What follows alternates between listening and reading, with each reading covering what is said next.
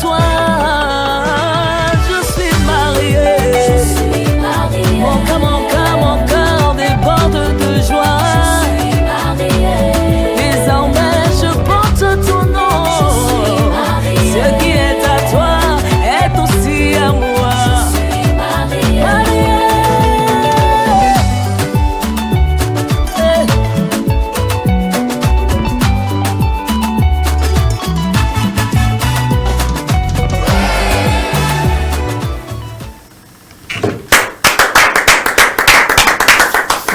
Bonjour à tous, bonjour à toutes et bienvenue sur votre programme consacré à la famille. Bien sûr, c'est au cœur de la famille sur la source d'eau télévision.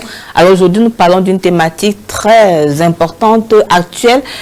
Plusieurs personnes s'engagent dans le concubinage, ce qu'on appelle généralement le viens, on reste, et qui a tendance à s'apparenter au mariage, mais qui ne l'est pas en fait. Le concubinage, est-ce que c'est une voie dangereuse ou alors c'est une opportunité de mariage pour les personnes qui espèrent et qui soupirent vraiment à se marier? Alors pour en parler, deux experts bien choisis. Comme toujours, nous avons avec vous, nous apportons la crème des experts pour que cette thématique soit vraiment développée et pour donner le plus grand éclairage dont vous avez besoin sur la thématique. Donc à ma droite, là on a Elisabeth Lobebel-Lacote, Elisabeth Lobebel qui est non seulement code mais qui est aussi auteur des bandits en amour. Peut-être que ici, dans cette thématique, je suis sûre qu'elle trouvera comment nous parler de bandits en amour dans la thématique du concubinage. Effectivement. Bienvenue Elisabeth. Merci Nelly, merci. On va trouver comment faire un rapprochement entre ces bandits-là et ceux-là qui sont en concubinage. Merci d'être là. Merci.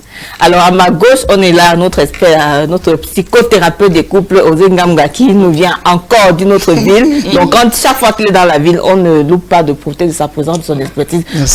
Merci Osé d'être là. C'est toujours un plaisir que de partager ce plateau aussi, de partager une petite connaissance qu'on a avec le grand public qui en a besoin. Le grand public qui en a besoin. Alors, on se retrouve dans quelques minutes pour parler de la thématique, le concubinage. C'est une voie dangereuse ou alors c'est une opportunité de mariage? À tout de suite et dans une publicité particulière pour vous, les couples. On se retrouve derrière.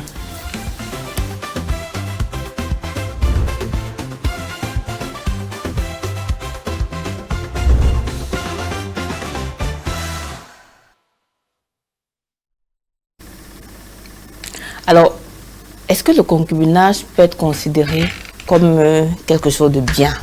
On est dans un contexte quand même où plusieurs femmes, on va mettre l'accent sur les femmes parce qu'en général, les femmes sont beaucoup engagées. Est-ce que le concubinage peut être considéré finalement comme une opportunité, une voie vers le mariage? Alors, Nelly, je pense qu'il faut déjà définir le terme concubinage pour qu'on comprenne très bien. Parce que dans ce mot concubinage, on retient c'est un engagement, en fait un couple qui vit en union libre. Et cette union libre est vue comme un caractère qui présente un caractère de stabilité. Donc quand on voit déjà qu'il y a liberté dans une relation, ça veut dire qu'il y a des personnes qui peuvent se sentir pas dans l'obligation de faire quoi que ce soit. Et donc, quand on revient maintenant au thème, si c'est une opportunité, une voie vers le mariage, dans cette union libre où quelqu'un peut se sentir n'avoir aucun engagement, il peut être libre de te dire aujourd'hui que je veux t'épouser et demain il te dit que non, je me suis trompé. Donc, ce n'est pas, le concubinage ne peut pas être forcément vu comme une opportunité, mais dans certaines cultures, ça peut aussi être une opportunité parce que certaines cultures, certaines pratiques dans notre contexte culturel favorisent cela ou ne favorisent pas. Alors, tu as parlé des cultures, et puis tu as mis l'accent sur le fait quand même que c'est une union libre, c'est-à-dire qu'il n'y a pas de droit, il n'y a pas d'obligation entre, on ne va pas dire entre les conjoints, entre les concubins, entre les concubins. Est-ce que finalement on peut dire que ce sont les femmes subissent le concubinage? Parce que mine de rien, ce sont les hommes qui épousent. Nous sommes dans une société où ce sont les hommes qui épousent les femmes et donc ils ont tendance à vouloir on va dire, étudier. Il faut que je l'étudie pour être sûr qu'elle va être une bonne femme et je ne peux pas l'étudier à distance. Est-ce que finalement on peut dire que les femmes subissent le fait qu'en voulant les épouser, les hommes finissent par les garder longtemps dans la maison? Nelly, on ne peut pas forcément dire que les femmes subissent parce qu'il y a des relations, des situations où c'est la femme même qui porte ses bagages. Elle finit d'être têtue à la maison parce qu'il y a un homme qui a dit qu'il aimait et dès qu'elle trouve une faille, elle porte ses bagages, elle n'est pas aménagée. Donc il y a des relations où la femme ne subit pas, c'est elle-même qui allait chercher son malheur. Mais il y a aussi cependant des situations où le monsieur te tient en haleine et tu viens aménager avec lui, le temps passe, tu déprécies, tu fais des enfants. Donc, dans un sens aussi, les femmes sont celles-là qui sont parfois perdantes et dans d'autres cas, elles sont quand même averties, mais elles se disent que par complexe vis-à-vis de leurs camarades, de l'environnement, elles se disent que elle peut s'engager. Je me souviens une fois, Nelly, et je peux faire embrayer, dans une formation, j'étais avec des dames et j'avais à peine 2 ans de mariage. Il y a une femme qui était à 5 ans de concubinage. Vous savez ce qu'elle m'a dit? Elle m'a dit que tu penses que tes 2 ans de mariage la représentent quoi devant mes 7 ans de mariage? Donc vous voyez, les mentalités sont différentes. En fait, c'est une manière de dire que beaucoup de personnes finissent par considérer le nombre de vies dans le concubinage comme le mariage. Et ça finit par endormir les gens et dire je suis à 7 ans de mariage et on a vraiment l'impression que 7 ans veut dire qu'il y a un contenu, il y a des droits, pourtant il n'en est rien. Alors, Osée, je reviens vers toi. Un homme qui prend une femme, met dans sa maison, dans une relation de concubinage, est-ce qu'on peut vraiment dire que cet homme aime cette femme? Parce qu'on a bien dit, Elisabeth l'a bien dit, c'est une situation de non-droit et je profite pour dire à nos téléspectateurs que sur le plan légal, le concubinage n'a pas de statut juridique, ce n'est pas reconnu. Donc maintenant, un homme qui dit aimer une femme, peut-on vraiment dire que c'est l'amour quand il prend cette femme et met cette femme dans une situation de non-droit où effectivement elle ne peut pas se prévaloir de quoi que ce soit si la relation là se terminait? Bien, peut-être je vais recommencer comme Elisabeth qui disait, il faut définir ce que c'est que le concubinage. Je vais dire des simples mots. C'est le viens, on reste. Ou alors, je viens et c'est soit toi viens, on reste, soit je viens, on reste. De part et d'autre, c'est le je viens, on reste. Donc, c'est ce viens, on reste parce qu'elle décide d'aller vivre avec un homme. L'homme demande qu'elle vienne vivre ensemble ou alors elle décide d'aller vivre avec lui. Je veux dire qu'ils sont dans une situation où les deux vivent ensemble, des situations précaires. C'est précaire pour les deux. Parce que lui n'est pas marié, elle n'est pas mariée. Elle est consciente qu'elle n'est pas mariée et elle se bat pour acheter encore une fois le mariage.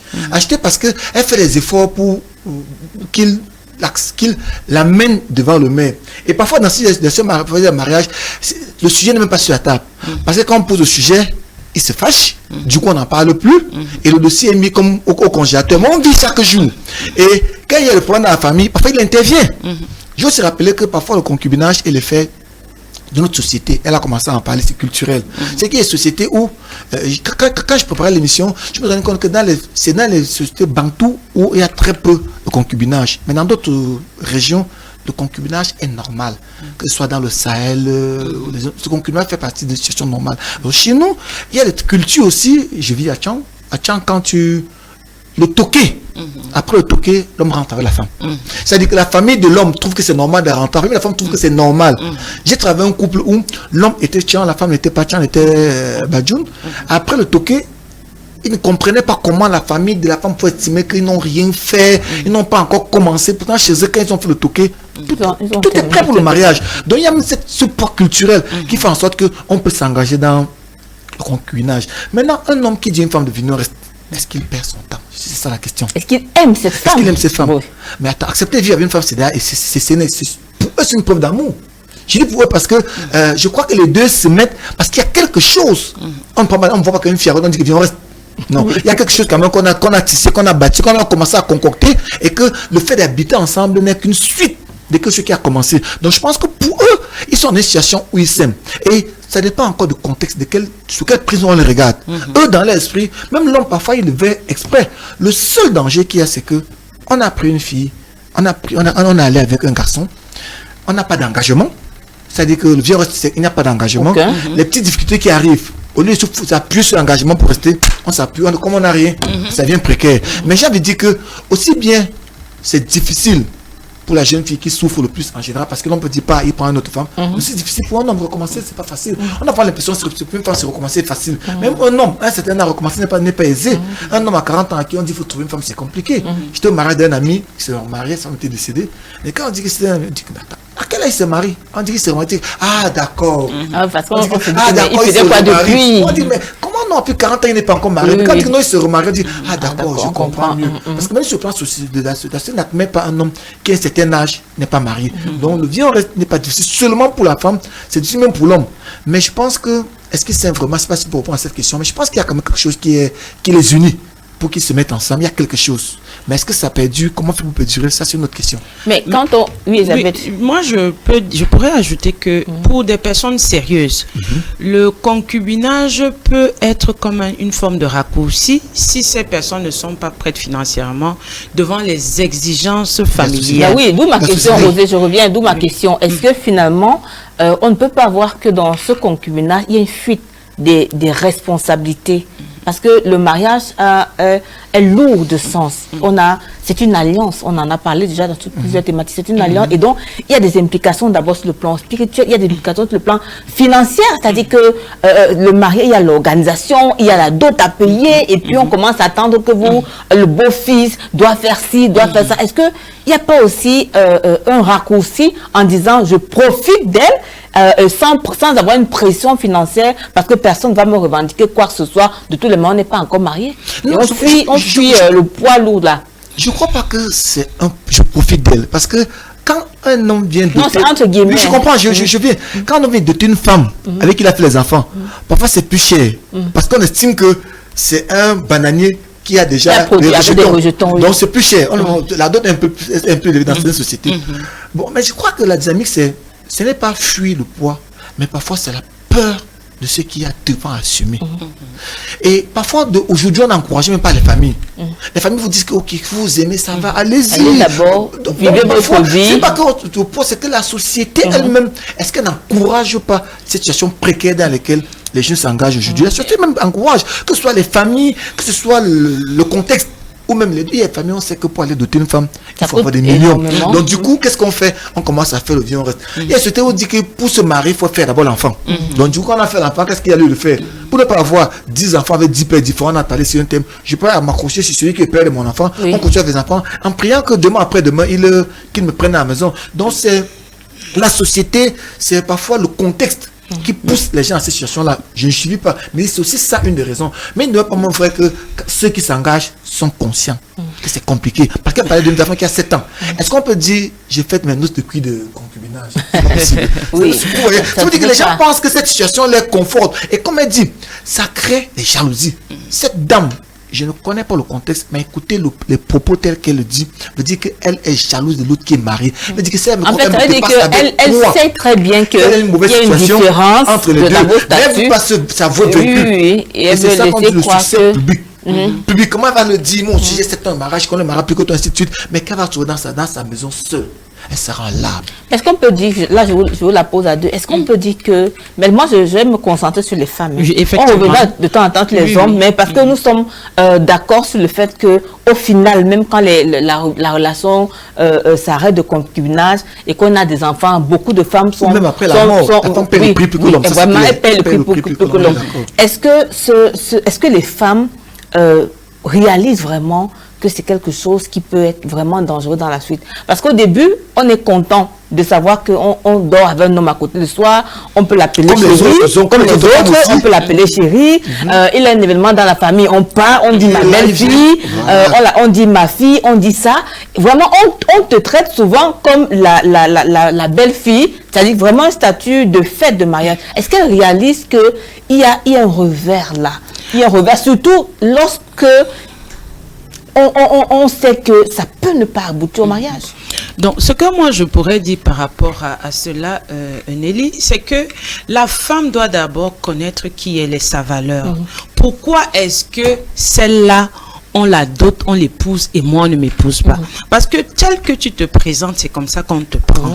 Tu n'es pas obligé parce que le monsieur est sérieux, il est venu voir tes parents d'aller aménager. Tu peux rester chez toi. Vous savez, une relation amoureuse aboutissant au mariage ou bien au stade de fiançailles, ça demande un investissement émotionnel, énergétique, tout ça. Même. Mental. Donc, ça demande tellement d'énergie. Alors, tu n'es pas sûr à 100% que tu vas être marié. Mais tu décides quand même de te livrer à aller faire soit le stage chez un homme pendant je ne sais combien de temps pour qu'on t'épouse. Donc, moi, je pense que les femmes doivent d'abord être conscientes de qui elles sont avant de décider comme ça. Il y a certaines femmes. J'ai eu mon papa, lui, il avait nos habits, n'est-ce pas? Il pouvait tremper, si on a trempé nos habits, il pouvait les laver après 3 jours quand on était plus jeune. Il y a des filles qui n'ont jamais lavé les vêtements de leurs parents, mais à le concubinage, elles se trouvent à laver les habits d'un homme. C'est quoi ça? C'est pas normal. Ce que tu as été incapable de faire chez tes parents, le concubinage t'amène à faire ce que tu n'aurais jamais imaginé. Donc, je pense que les femmes doivent d'abord connaître qui elles sont. Quand tu es quelqu'un de cher, quand tu as de la valeur, quand tu as tellement de choses, tu ne dois pas te vendre moins cher. Le concubinage, pour moi, à certaines échelles, c'est celles-là qui ne savent pas ce qu'elles valent. Parce que quand tu sais ce que tu vaux, tu ne te laisses pas. La dot, il y a certaines familles où on te dit, épouse la femme, tu vas doter plus tard. Pourquoi ne pas aussi mettre en avant cette option au lieu de mettre en avant le concubinage? Donc, les femmes doivent être conscientes de qui elles sont et de d'où jusqu'où. Parce que dernièrement, je parlais à certaines femmes au niveau entrepreneurial, en commerce ou on parle des objectifs qui doivent être smart, spécifiques, mesurables, atteignables, réalisables et temporels. Donc, même si tu décides de t'en aller en concubinage, il faut que l'objectif de ce concubinage aussi soit smart. On va revenir sur cette question. Et Osée, je prends ton avis par rapport au fait est-ce que les femmes prennent vraiment conscience du fait que ça peut être dangereux avant de courir, de s'engager? Nous sommes fonction de l'éducation qu'on a reçue, l'environnement dans lequel on a grandi. Je prends l'exemple, je reviens à la culture. Le couple avec qui j'ai travaillé, le gars ne comprenait pas, ça ne comprenait pas que comment est-ce qu'on peut avoir toqué la porte et la fille reste encore, on me parle encore que je n'ai rien fait, que tu n'as même pas commencé. Il ne comprenait pas parce que dans sa tête, quand il a toqué, full.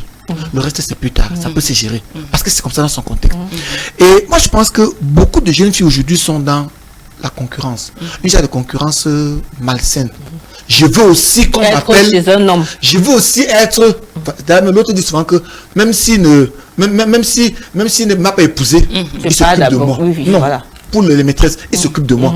C'est-à-dire que ce sont ces faux concepts sociaux qui font en sorte qu'on se croit être dans une situation stable. Moi, ma difficulté que j'ai, c'est que celles qui s'engagent ne payent pas le prix pour les enfants.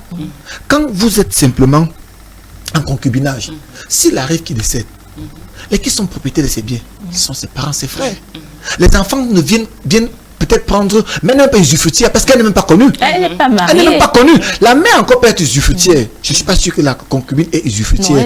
Encore les enfants au mariage bénéficient à moitié de ce que les enfants peuvent. Non, maintenant même, ils sont au même niveau que les enfants. Oui, même niveau que les enfants ont fait hors mariage et tout ça. Mais je veux dire que celle qui s'engage, c'est que du jour au lendemain, d'un claquement de doigts, c'est fini. Mais c'est le problème. Quand il y a un mariage, quand il y a un mariage, premier c'est qu'il y a un engagement. C'est je laisse les papiers. Il y a un engagement. Je m'engage à.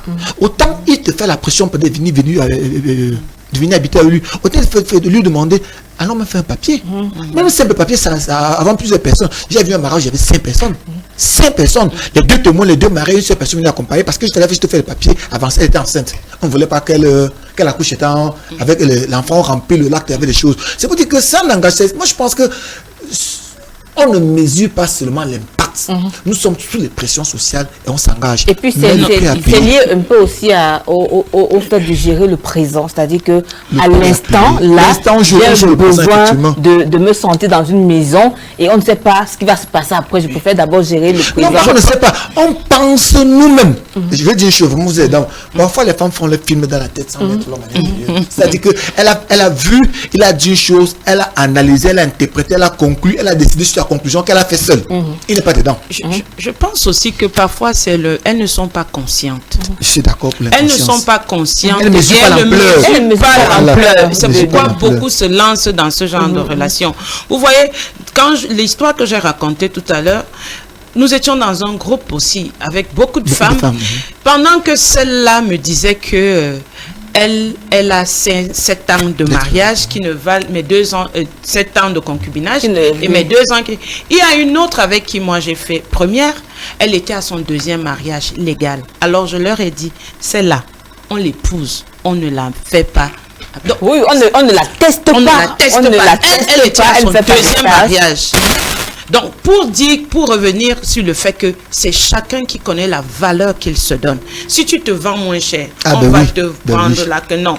Tu es bonne pour venir faire les enfants, pour s'occuper de la maison, se rassurer que ma chambre sent bien, bon et tout ça. Donc, c'est chacun, c'est le manque de conscience et aussi le fait qu'elle ne mesure pas. Oui. Si le monsieur s'en va aujourd'hui, beaucoup là sont ignorantes. Mais tout ce qu'elles savent, c'est que je suis amoureuse. Lui-même, il m'aime. Mais j'embraye sur ce que tu dis, Elisabeth. On a des faits. Quand on regarde notre société, on peut bien voir que, alors, on a plusieurs femmes qui sont dans des relations hors concubinage. Elles vivent avec un homme, chacun est chez lui, donc il n'y a pas de concubinage. À l'instant où la femme tombe enceinte, elle se dit, c'est mieux que j'ai habité chez lui pour garantir ma place. Parce qu'à ce moment, dans le projet, il n'y a pas l'enfant. Et quand l'enfant arrive, elle se dit, si je le laisse faire sa vie comme s'il était seul, et que maintenant je suis enceinte, je suis perdante, et c'est mieux pour moi d'aller vivre chez lui.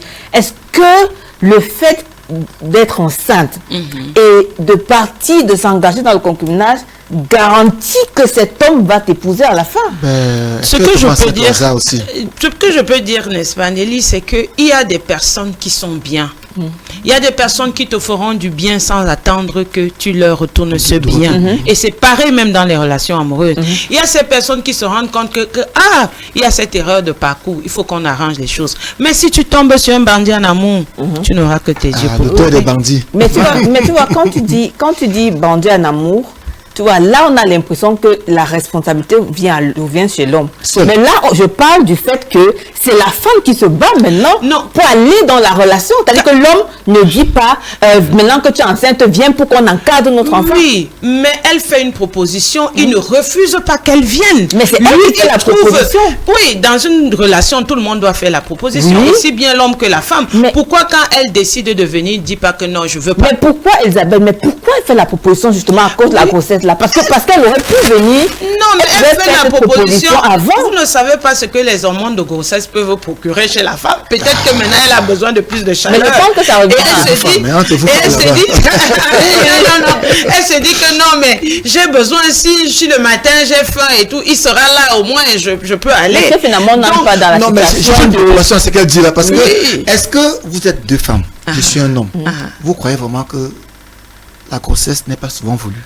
Parfois la grossesse, c'est à l'émission qu'on parlait de maïs célibataire, c'est le moyen de piéger l'homme aussi. Pas toujours. J'ai dit parfois. On est d'accord. J'ai dit parfois. Parfois c'est ça. Mais quand la grossesse est venue, quand elle porte ses pieds pour venir, il peut même dire non, elle insiste. Parfois elle peut même venir en toi, elle l'a trouvé devant la porte. Il est là, elle attend.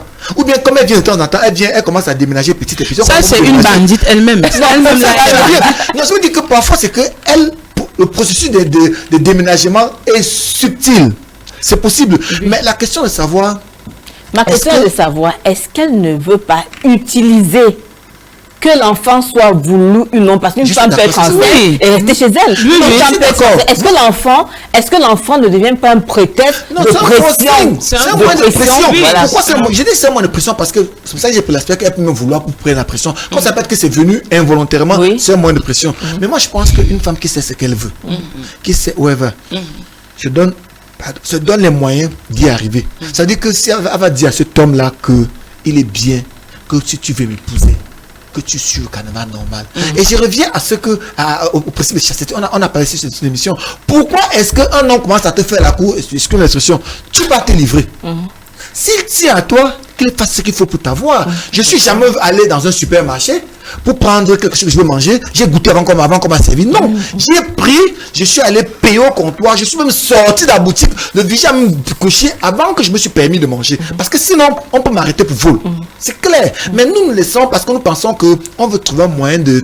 L'homme et les deux, hein, c'est pas, les deux sont des bandits en ce moment-là. Chacun dit, il faut qu'on essaye. Après, on va. Et comme elle a dit, parfois les femmes se rendent compte que comme c'est un gars qui a peut-être de bonnes manières, peut-être qu'il parlait bien, je gagnerais on trouve un moyen de chercher comment faire pour se l'accaparer.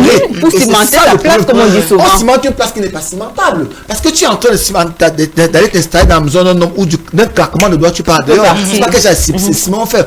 On bâtit sur du sable, sur un petit coup de vent et tout est parti. Une petite vague et tout est parti. Et après on pleure. Sur les yeux sont les pleurs du mollet, comme on dit. Oui, c'est vraiment ça. Mais Elisabeth, depuis qu'on parle, et puis je crois que c'est Osée qui a dit au début qu'il n'y a pas que les femmes, il n'y a pas que les hommes qui s'engagent dans le concubinage et tout, c'est ça. On s'engage mutuellement.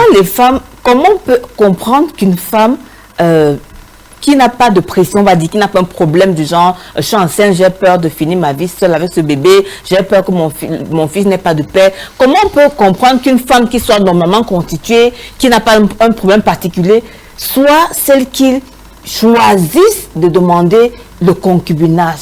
Est-ce qu'une femme se plairait naturellement comme ça à vivre dans une relation de concubinage? Ça dépend de son passé sentimental. Parce qu'il y a des femmes qui ont essayé ici et là, le mariage n'est pas venu, elle se dit, bon, essayons donc d'aller vivre. Qu'on essaie aussi de voir ce que c'est que vivre avec un homme. Parce que pas plus tard qu'aujourd'hui, j'ai une collègue qui disait que mais sa cousine, elle a 28 ans, elle n'a pas d'enfant, elle ne connaît pas vivre avec un homme, rien de tout ça. Vous voyez, si cette cousine entend ce genre de choses, elle va aussi se dire que bon, je peux un peu tester. Donc, il y a la pression sociale qui encourage souvent certaines à se dire que bon, essayons. Il sera là, et les femmes africaines parfois ne sont pas toujours comme les femmes allemandes, c'est-à-dire à tout faire. Quand l'ampoule grille là, tu commences à paniquer. Un bruit bizarre de ton réfrigérateur, tu paniques. Et tu te dis, alors que si j'étais chez un homme, les problèmes d'électricité, il allait me gérer ça, le gardiennage, tout ça. Donc ça dépend, il y a beaucoup de raisons qui encouragent certaines à décider comme ça, aller vivre avec un homme. Sans qu'il y ait une pression. Oui. Et elle se dit, au lieu d'être une voleuse de sexe, autant mieux avoir un partenaire avec lui. Alors, encore que c'est encore le vol du sexe parce que vous n'avez aucun engagement. Oui, mais je veux dire, il n'y a effectivement aucun engagement. C'est de l'informel. Oui, c'est de l'informel. C'est de l'informel parce que... oui, tu terminais la phrase. Il dit c'est de l'informel parce que... Moi, je pense que on a tendance à voir que les femmes... Mais je suis un homme, je dis, même si elle est venue devant ma porte et que je ne veux pas, je ne veux pas. Je pense que le concubinage, c'est peut-être une responsabilité beaucoup plus forte des femmes, aussi une facilité qu'elles ont tombé qui n'est pas bien. Oui, si je sais que cette jeune fille, je ne veux pas qu'elle est venue, je veux d'elle, pourquoi pas? Oui, parce qu'en même temps, c'est pas... Mais je ne suis pas d'accord que c'est les femmes qui forcent toujours. Il y a des hommes, moi j'ai eu des cas où... Non, j'ai dit même si elle a forcé, j'ai dit que... Parce que après, donc, reste au chef. Parce qu'il y a des hommes, excusez-moi, il y a des hommes qui vraiment se comportent comme des bambins et disent vraiment, je l'ai vu débarquer chez moi comme ça, un peu comme s'il n'avait pas le choix, un peu comme si vraiment... Comme je dis, c'est la facilité. Moi, je pense que la facilité, c'est pour les deux. C'est-à-dire que la jeune fille, parfois, comme elle a dit, fuit des pressions sociales, fuit la petitesse à la maison, fuit même pour aller chez un homme, pour peu qu'il a bien parlé. Mais parfois, ce qu'elle subit à l'intérieur, la honte de revenir est plus dangereux. Oui, on préfère rester... C'est deux bandits pour l'expression, c'est deux bandits parce que chacun joue bandit-police. Si les deux pensaient que c'était bien, ça allait aller. Mais il y a une autre chose que je veux relever peut-être avant que tu ne la question. Parfois, on parle des femmes qui ont fait 15 ans de concubinage, enfin sont mariées. Moi, on n'en parle pas qui ont fait 10 ans, 15 ans, 20 ans, et après, ça s'est gâté. Ça s'est gâté. Parce que là, ça se cache, on enfuit en famille. Mais il y en a plein qui vont au mariage essayer et ça ne donne pas. Mais avant de passer la parole à Elisabeth, Osée, comment on se comporte dans le concubinage? A dit que tu vis avec un homme dans la même maison et puis sa mère débarque. Tu dis quoi? Belle-mère? Mais belle-mère. Tu fais comment? Tu dis belle-mère? Belle-mère, elle dit belle-fille. Elle dit... Elle m'a dit belle-fille. En fait, chacun, et je crois que c'est là, c'est un peu ce qu'on dit depuis le début, que les gens ne comprennent pas vraiment. C'est-à-dire que le fait d'appeler belle-mère, belle-fille, ça fait vraiment dormir. Ça fait pas dormir, c'est le point que tu parfois. Ça endort. Pourquoi? Parce que, en fait, dans son esprit, elles sont convaincues, les personnes, que c'est la norme. Je prends l'exemple, quand un homme sait qu'il a toqué la porte d'une fille, il doit la prendre. Pour lui, c'est qu'il est déjà épousé. N'oublions pas que nous sommes en Afrique, on a 3 dimensions du mariage. La dimension culturelle, le traditionnel, qui est le plus important pour nous. Allez faire l'acte de naissance, tant qu'on n'a pas fait le traditionnel, vous, ça c'est rien. C'est pour ça qu'une femme, on ne doit pas une femme 2 fois. Parce que chez nous, le traditionnel est le plus important. Donc, quand elle a fait le traditionnel, elle estime que tout est fait. Parfois, quand vous arrivez, vous venez seulement vous présenter l'épouse, on vous donne la même chambre. Moi, j'encourage les gens qui veulent vivre la chasteté lorsque de ne pas dormir, de voyager une arriver le matin repartir. Parce qu'on vous donne naturellement la même chambre. Parce qu'on considère que vous êtes déjà marié. Donc, il y a aussi le poids social, le poids culturel fait en sorte que quand la belle-mère dit belle-fille, elle est dans la norme, elle est dans sa norme. Et on l'appelle le beau. Quand il y a une réunion des beaux, il est là. J'ai vu à des deuils où c'était le père des enfants d'une des filles qui était qui a parlé au nom des beaux. Pourtant, c'était le seul non marié. Le seul non marié de tous les beaux. En fait, son agent parlait en sa faveur, quoi. Et puis, là, il a été officialisé dans le statut de marié. Et c'était le beau des beaux. Et quand il raconte l'histoire qu'il a avec son beau-père, son beau-père. Entre guillemets. C'est une intimité que beaucoup de personnes n'ont pas, le beau-père officiel. C'est le mariage officiel. C'est qu'avec son beau-père, il s'asseyait, il causait, il discutait même des affaires et tout. Mais il ne parlait jamais mariage. Voilà, sa fille, jamais. Ni le mariage de la fille, c'est un sujet qu'on n'en parlait pas. Tabou, je ne sais pas. Mais c'est un sujet qui n'en parlait pas. Parce que M. Rancière, on dit qu'il ne parlait pas de ça. Mais il parlait de tout, de rien, des projets de la famille, et si tu de plein de choses, il s'est investi dans la famille pleinement. Mais c'est lui qui a parlé au nom des beaux-fils. Pourtant, c'est le seul non marié. Je crois que dans ce genre de cas, le père se dit avoir ce genre de beau qui n'est pas marié et qui gère mes problèmes, vaut mieux que ceux qui sont mariés, mais qui n'apportent pas ça. Parfois, les chrétiens, notre approche, je suis d'accord avec l'approche chrétienne qui dit qu'il est bien qu'on fasse tout avant de se découvrir. Parce que quand on se découvre, c'est pas sexuellement, c'est découvrir mutuellement, parce que c'est comme dire, ce qu'on vient d'intéresser, c'est 2 choses. Du mari, on sait ce que c'est. La relation, c'est la relation interne, c'est 2 choses. Donc, se découvrir réellement, connaître nos vraies mentalités, nos vraies valeurs, nos erreurs et nos faiblesses dans le mariage, faire en sorte qu'on a plein d'engagement. Maintenant, on travaille à nous améliorer. Alors que dans cette situation-là, parfois, je reconnais que je peux battre mon épouse parce que je sais l'engagement qu'on a pris. Mais quand c'est une fille qui est venue rester chez moi, bon, elle fait ce qu'elle veut. Je peux parce qu'elle fait ce qu'elle veut. Là, mais Elisabeth, est-ce que tu penses que la sensibilisation peut aider à réduire ce gap-là, d'avancer de ce concubinage? Parce qu'on a vraiment l'impression que on peut parler et reparler, mais les femmes vont toujours dans le concubinage. Est-ce que tu penses que les actions de sensibilisation peuvent avoir vraiment une efficacité dans la prise de conscience, surtout au niveau de la prise de conscience, surtout quand on parle des dégâts, les aider à ne pas s'arrêter sur le présent, je suis dans un toit, on me réchauffe un peu la nuit, on me traite vraiment comme une femme, et voir un peu s'il y a des choses qui se passent, par exemple un décès, je ne suis pas protégée. La sensibilisation aura toujours sa place parce que nous sommes une société qui est un peu reculée par rapport aux sociétés modernes où tout est déjà encadré juridiquement. Dans des pays plus avancés que nous, le concubinage est encadré par la loi, alors que de notre côté, ce n'est pas du tout encadré. Et donc, quand ce n'est pas encore encadré ni reconnu, il vaut mieux sensibiliser les femmes pour qu'elles prennent conscience. Beaucoup de femmes qui sont des malades mentales là dehors, c'est des relations qu'elles ont supportées. D'autres se sont même endettées et puis le monsieur est allé se mettre avec une autre femme. Donc, il y a tellement de choses. Et vous savez, quand cette notion de bandit en amour, c'est parce que il y a tellement de gens dans le passé qui m'ont vu, qui ont souffert en amour. Et c'était important de comprendre que tant que tu es dans une relation de concubinage, ça peut durer 20 ans. Tu n'es pas marié. Le jour où il décide de prendre quelqu'un, tu n'as rien à dire. Tu n'as même pas à aller faire une scène pendant la cérémonie de mariage avec la nouvelle. Tu n'as rien à dire parce qu'on ne te reconnaît pas. Et beaucoup ne ne sont pas conscientes du fait que elles ne sont rien. Et il y a des familles bandites. En fait, la mère, le père, tout le monde est bandit. On sait bien que tu n'es pas celle qu'on veut. Mais quand tu viens là, quand on dit, oh, ma belle-fille, on te garde comme ça dans un nuage. Tant que le fils dit que tu lui apportes du bien, Oui, on te dit, on fait semblant. Oh, notre belle-mère. Et vous voyez même ces histoires qui se passent souvent et qui sont relayées dans les réseaux sociaux, c'est la complicité. Oui, en général. Et c'est la complicité. Un homme ne peut pas décider d'aller épouser une autre femme sans que sa famille ne soit au courant. Parce que même dans la publication des bans, il me semble qu'on demande le chef de famille. Mais même quand il faut aller signer à la mairie, oui, il faut le chef de famille.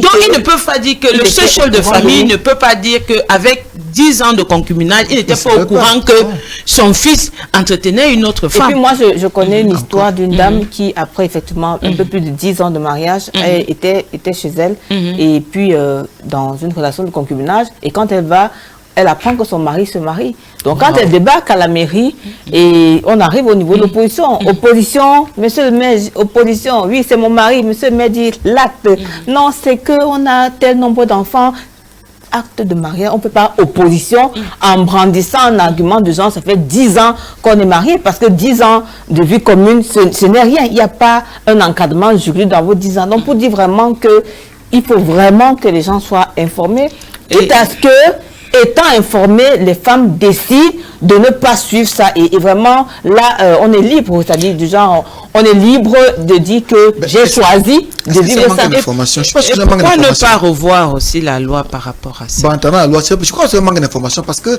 beaucoup qui s'engagent aujourd'hui, beaucoup sont quand même, on est une situation qui est suffisamment digitalisée. Les réseaux sociaux nous donnent beaucoup de choses. Les gens sont bien conscients que c'est un statut qui n'est pas bien, mais c'est que comme nous sommes dans le mimétisme, et télé-nouvellage que nous voyons les autres autour de nous, nous voulons vivre un genre de rêve. On veut vivre il n'y a pas toujours les réseaux. C'est le culturel. Je suis là, sur le plan culturel. Nous sommes dans une situation où, sur le plan culturel, les familles encouragent.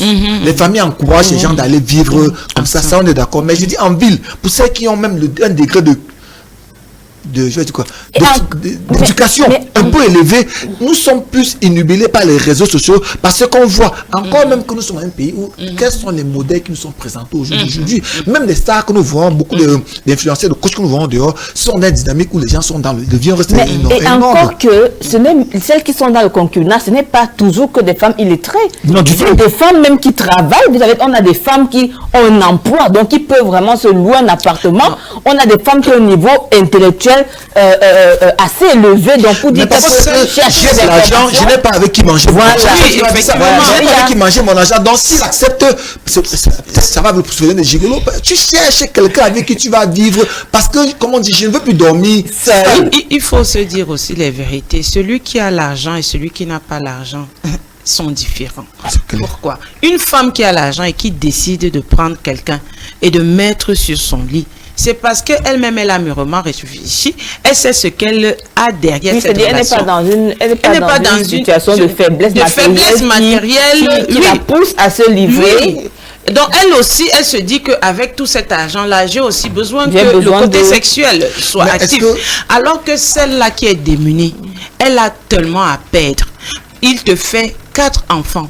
Tu n'as jamais travaillé. Tout ce qu'il a prévu pour toi, c'est de t'ouvrir un petit commerce devant et pour que tu te battes. Et batte-toi. Le concubinage, on va revenir.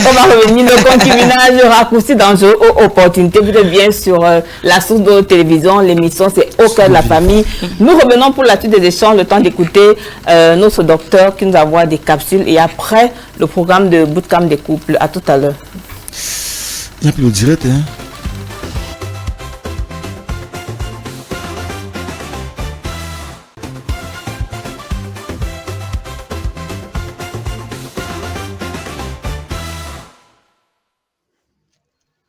bonjour à toutes, bonjour à tous, bienvenue à notre rubrique santé. Alors aujourd'hui, nous allons parler de l'importance de faire de l'exercice physique, de faire du sport. Alors aujourd'hui, je ne vous parle pas de la grosse activité sportive, de jogging, activité en salle et tout ça. Si vous pouvez, c'est vraiment très bien, mais si vous êtes un peu flemmard, si vous êtes pas très sport, il y a vraiment des exercices que vous pouvez faire tranquille à la maison sans vraiment vous casser un ongle, comme dit vulgairement l'expression. En tout cas, il est très important de maintenir une activité physique régulière. Alors, si vous habitez ou si vous travaillez dans un bâtiment à étage, c'est très intéressant de prendre les escaliers plutôt que l'ascenseur. Pourquoi ne pas sortir en fin de soirée au moment où le soleil se couche pour faire le tour de pâté de maison? Et à la maison, si vous aimez danser, vous pouvez mettre de la musique et simplement exécuter des pas de danse pendant 5 à 15 minutes, histoire de vous dépenser un peu. Ça peut avoir l'air de rien, ça peut donner vraiment l'impression qu'on ne fait pas grand-chose, mais je vous assure que sur la durée, ça porte du fruit. Alors, le sport, ce n'est pas seulement pour ceux qui veulent perdre du poids, surtout pas. Le sport, c'est vraiment pour entretenir son corps. Alors, peu importe la corpulence que vous avez, peu importe le poids que vous faites, vous devez faire du sport parce que ça permet à votre cœur d'être en forme. Ça permet vraiment à votre cœur d'avoir une activité physique régulière. Ça permet d'éliminer les graisses, ça permet d'éliminer le sucre. Donc, vraiment, c'est tout bénef. Et alors, le bien que ça fait au cerveau, surtout quand on le fait en s'amusant, surtout quand on le fait en musique, c'est vraiment quelque chose qu'on ne peut pas expliquer. Pourquoi pas en groupe? Alors vraiment, si vous êtes paresseux, vous pouvez voir sur Internet maintenant, il y a toutes sortes d'applis qui proposent des exercices sportifs sans vraiment trop se fatiguer, sans vraiment transpirer. 5 minutes par jour, si vous pouvez le faire tous les jours, ou alors 15 minutes 2 à 3 fois par semaine, c'est largement suffisant. Alors, j'espère que ces quelques mots vous ont encouragé à commencer à faire du sport bientôt et très régulièrement. À bientôt pour une autre rubrique. Bye! Je suis choqué, frustré et je me sens rejeté. Ma femme bafoue mon leadership et mon autorité de chef de famille. Je voudrais que ça change. Ce mariage est devenu un fardeau pour moi. Malgré les sacrifices que je consens pour l'épanouissement et le bonheur de ma femme et de la famille, elle reste insatisfaite. Je voudrais que ça change. Je suis frustrée et choquée. Mon mari se comporte comme un véritable dictateur. Il pense que le fait d'être chef de famille donne le droit de m'imposer sa volonté. Et ça me blesse. Je voudrais que ça change. Depuis que je suis mariée, je n'arrive pas à accomplir mes rêves. Mon mariage est devenu comme un blocage à mon rayonnement et à mon accomplissement. Ça aussi, je voudrais que ça change. Mon mari a des paroles choquantes et blessantes qui me brisent. J'ai perdu l'estime de soi. Je voudrais reprendre confiance en moi. Je voudrais guérir de mes blessures émotionnelles. En tant qu'homme et mari, vous êtes certainement senti concerné par ces difficultés. En tant que femme et épouse, vous êtes certainement senti concerné par ces difficultés. Nous mettons à votre disposition une plateforme d'accompagnement axée sur les résultats, le Bootcamp des couples. Le Bootcamp des couples, c'est une formation pratique et intense de 5 jours qui vise à restaurer, consolider et booster votre rayonnement conjugal et familial. Nous vous offrons la possibilité de devenir meilleur pour votre conjoint, pour votre famille et pour votre vie. Et cela se passe ici.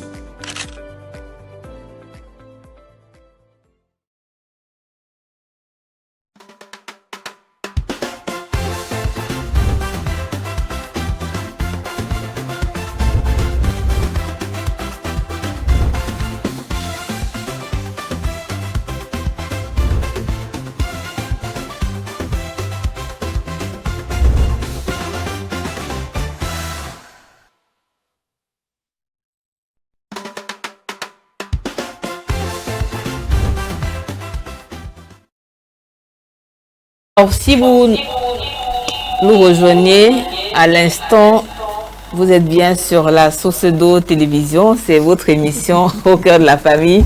Aujourd'hui, nous parlons du concubinage, c'est un raccourci dangereux ou alors une opportunité de mariage. Alors, Osée, on parlait un peu avec toi, tu l'as parlé tout à l'heure, mais je te pose directement la question.